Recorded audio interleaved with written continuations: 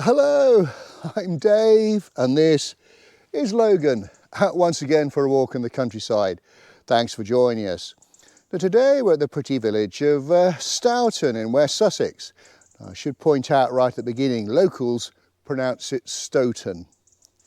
It's about 6 miles northwest of Chichester in the South Downs National Park. And we're going to be doing a roughly 4.5 mile circular route, mainly to the east. After having a quick look round the village, we'll be heading along the Monarch's Way up to explore a number of ancient earthworks, including the Devil's Humps, and hopefully we'll see some stunning views as well. Now I'm filming in the autumn. It is a glorious sunny day. Few clouds about, a little bit chilly at the moment. Logan's got his fleece on, but hopefully it's going to warm up later on. Should be perfect conditions for a walk, so do come along with us. Well, I've parked my car by the village green. What a pretty little green it is as well. Interesting, if you look at an 1897 map, it looks as though there was once a pond here. And just in front of the green is, well, it looks like a dried out stream, which I'm guessing is the River Ems. It's quite interesting because if you look at modern maps, and even ones as recently as the 1960s, it would suggest that the source of the River Ems was just to the south of the village, near Mitchamer Farm. And, well, there is a pond there where it's dried up. But, well, map makers over the years have had different ideas as to where the source actually is. And the fact that there's the evidence of a stream suggests it does go further north. So what we'll do is later on in the walk, we'll see if we can find the source. But in the meantime, let's have a little exploration through the village, and we'll start off by having a look at the church. And this is St Mary's Church, looking quite splendid in the morning sunshine. It has late Saxon, early Norman origins, built around 1050 and restored in 1850. It's a cruciform building with a south porch. The chancel and transepts are 11th century and the nave is 13th century. The south transept was converted into a tower in the 14th century, and the south porch is 17th century and was rebuilt in the 19th century. In fact, the porch is red brick and the remainder of the church is flint. It's got quite a tall nave with apparently the wall is up to 2.5 foot thick in places.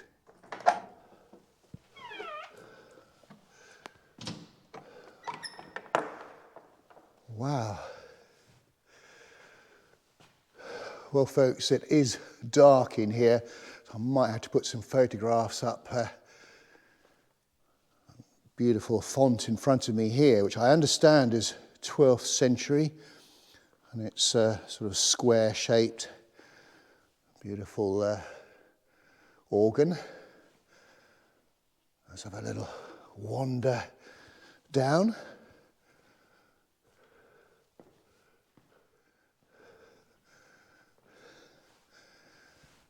Of course, a day like today, you really get the effect on stained glass windows.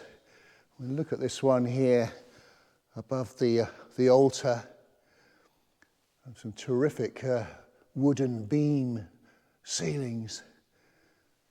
And then just to my right here, we've got the what must be the south transept. Again, another terrific stained glass window. And how many bells? 6 bells, counting the number of sallies. And just in the north transept, there's this quite exquisite painting of the Last Supper. It's a little tricky to see because the sunlight and lights reflect off the paint, but if I move about a bit, I can see all the figures. That's smashing. And this is the Hare Hounds pub that originates from the 17th century, very much a popular haunt for poachers and smugglers, being a bit out of the way. And about 35 years ago I used to walk here often and was a regular visitor, so we'll definitely have to see how it's changed when we have a look right at the end. Well, it really is a pretty little village, wandering through some quite gorgeous houses, very much looking at their best in the autumn sunshine.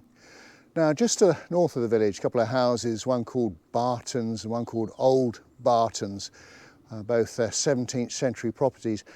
At that point, we need to start heading eastwards out on the Monarch's Way to start our walk in the countryside. But before we do, I'm just going to carry on further north just to see if I can find the source of the River Ems.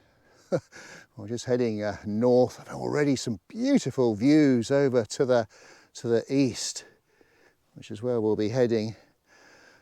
So let's see if we can find this source. I mean, the River Ems is about 6 miles long and flows southwards to Emsworth, at which point it goes out into the sea.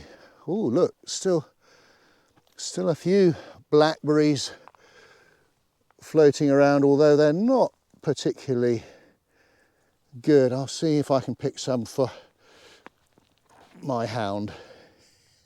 Good boy.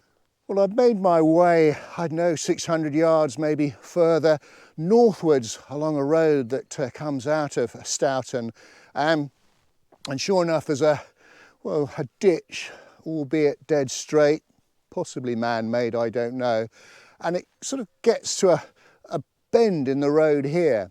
And a chap called David Rudkin did some research and wrote a book about the River Ems back in 1984, and he reckons the source, well, it's just over here on the left. I gradually turn around, yeah, possibly in those trees there. So over the course of the series of videos that we've done, we've found the source of the River Tess, the River Itchen and the River Meon. Have we found the source of the River Ems? Yeah, I think so.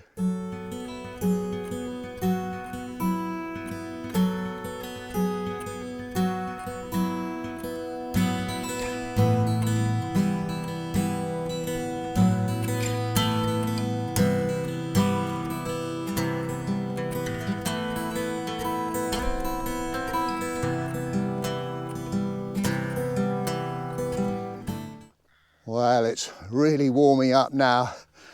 Logan has dispensed with his fleece. So we're now on the Monarch's Way, which is that 625-mile long distance path that was supposed to mimic the escape route of Charles II after his defeat at the Battle of Worcester in 1651. And the route itself, starts at Worcester and then goes to, I think it's Bristol, Yeovil, and then ends at Shoreham.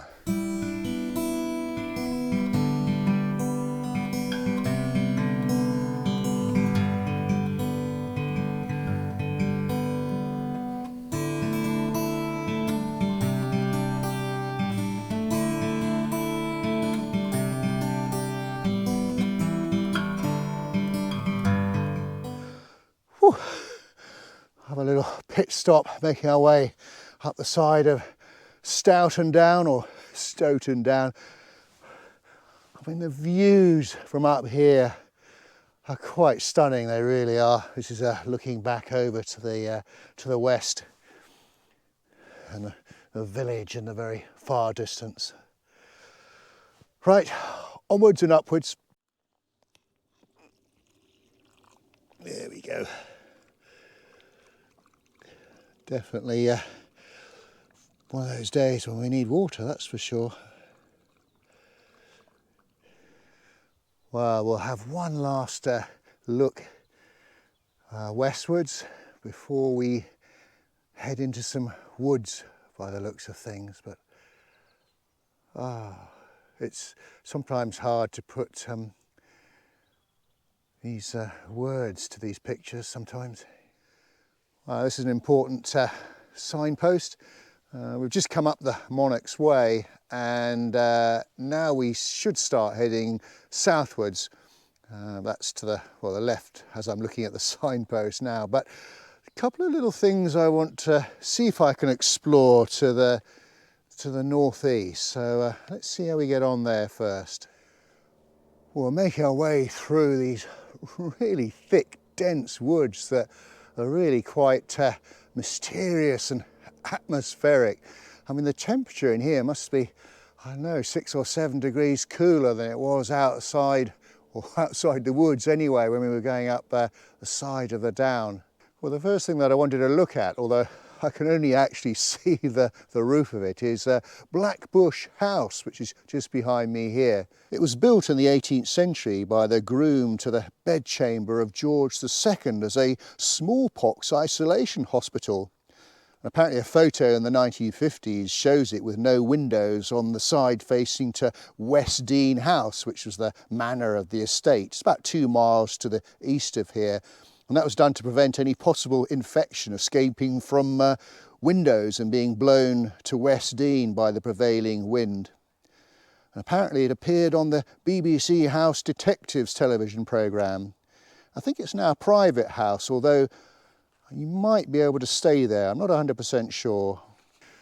Well, the other thing I wanted to see if I could find, and I don't think I'm going to be able to, are the remains of something known as Goosehill Camp. It's just in the woods somewhere to my left. It's a relatively small prehistoric earthwork that was still in use in the Iron Age. I think it's got 2 concentric banks and ditches. But as I say, I think it's going to take a fair exploration if we were going to find it. So we'll kick on with the walk, I think.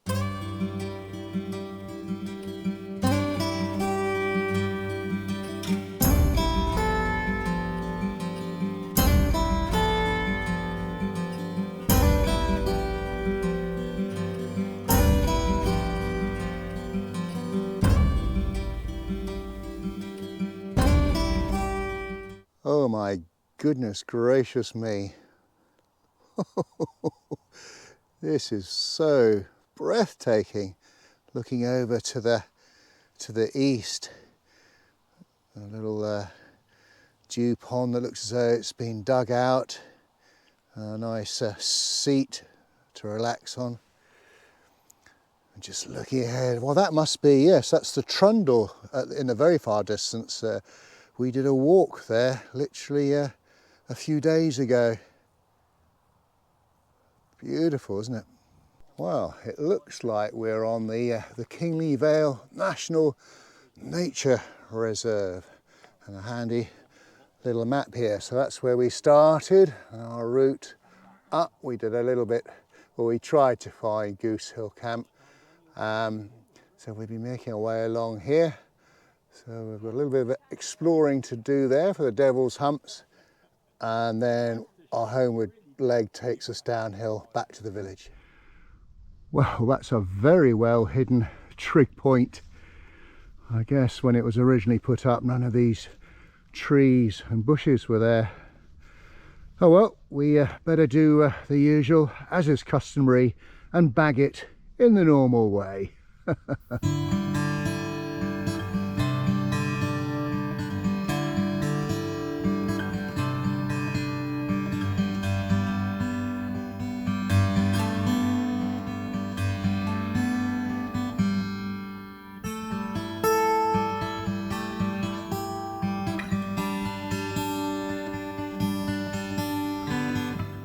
Just check out these views as the sun temporarily goes behind a cloud, which is probably good, otherwise it would go straight into the camera lens. But fantastic. So, well, I can just about make out the spire of Chichester Cathedral over there, and this must be Chichester Harbour, panning round, and the sea. It's it is quite hazy out there. I think the Isle of Wight is just behind these trees here, and then just panning around further, looking over to the west. Now, the Kingley Vale National Nature Reserve was one of the first of the nature reserves to be established in the UK back in 1952. And it covers something like 505 acres, and it's managed by Natural England. And it's known for having one of the best examples of a yew tree forest in Europe. Indeed, folklore has it that many of the trees here were planted as a memorial to a battle won by the Anglo-Saxons against the Vikings around these parts in 859 AD. Now, the other fascinating thing to explore up here, something known as the Devil's Humps, not to be confused with the Devil's Jumps, some 7 miles to the north on the South Downs. And they're also known as the King's Graves here. There's 4 of them, all from the Bronze Age. 2 to the southwest are bell barrows and the 2 to the northeast are bowl barrows. And they're between 22 and 24 metres in diameter and between 3 and 4 metres high. And again, going back to folklore, when the Anglo-Saxons, the men of Chichester, defeated the Vikings in that battle here in AD 894, they buried the Viking leaders in these humps, hence the King's Graves. Certainly the Anglo-Saxon chronicles do mention the battle, but these are certainly Bronze Age.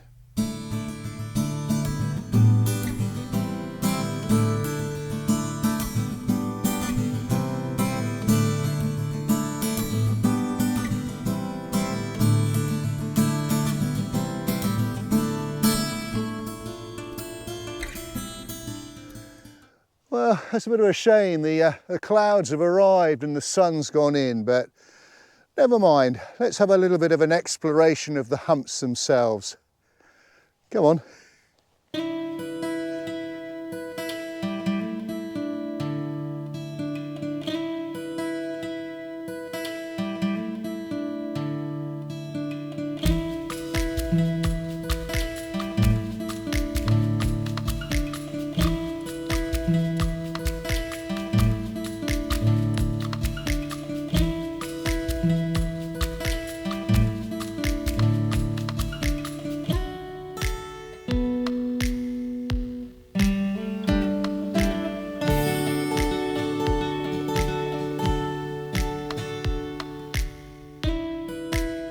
We could certainly sit and watch this view for ages.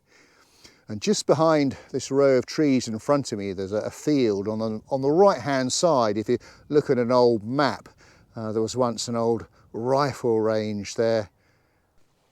Well, it's a shame that the sun wasn't out when we were at the very top, but never mind. So we're now going to start the homeward journey back to the village, which hopefully will be downhill all the way.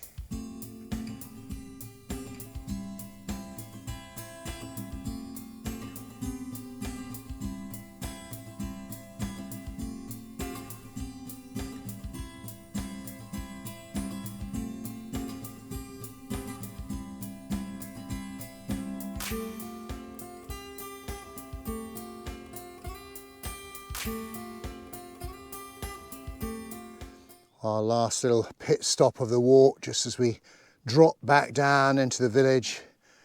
And there's the church at the top end.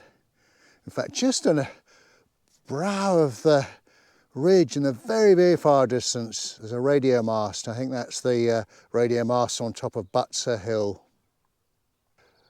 Well, just before we pop back into the village, coming down the track, there's a rather sad memorial here to a chap called Boleslaw Wlazna-Wolski. I hope I pronounced his name correctly. He was a Polish fighter ace that fought in the Battle of Britain, and a German Messerschmitt 109 shot him down in his Hurricane in this actual field on the 1st of November 1940. He was a very successful pilot, having recorded 4 individual victories and 1 shared victory, and he was posthumously awarded the Cross of Valour, which is a Polish military decoration. He's buried at the Chichester Cemetery. He was only 23. Well folks, we've made it back to the Hare Hounds pub for some light refreshment. A really good dog-friendly pub, and there's even a place where you can have your photo taken. We hope you enjoyed the walk. If you did, please do give us a like and a thumbs up, and do leave a comment, and do check out our Facebook page, Dave's Countryside Walks. Thanks for watching, and until we meet again, cheers. And the most important thing,